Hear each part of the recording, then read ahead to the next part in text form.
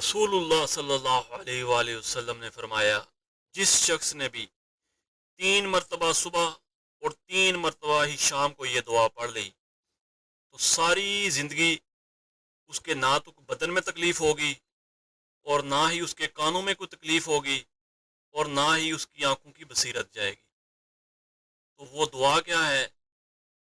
اللہم عافنی فی بدنی، اللہم عافنی فی سمعی، اللہم عافنی فی بصری، لا الہ الا انت۔ یہ چھوٹی سی دعا ہے جو 3 مرتبہ صبح پڑھنی ہے اور 3 مرتبہ ہی شام کو پڑھنی ہے۔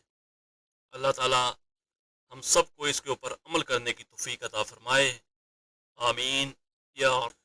رسول اللہ صلی اللہ علیہ وآلہ وسلم نے فرمایا، جس شخص نے بھی 3 مرتبہ صبح اور 3 مرتبہ ہی شام کو یہ دعا پڑھ لی تو ساری زندگی اس کے نہ تو بدن میں تکلیف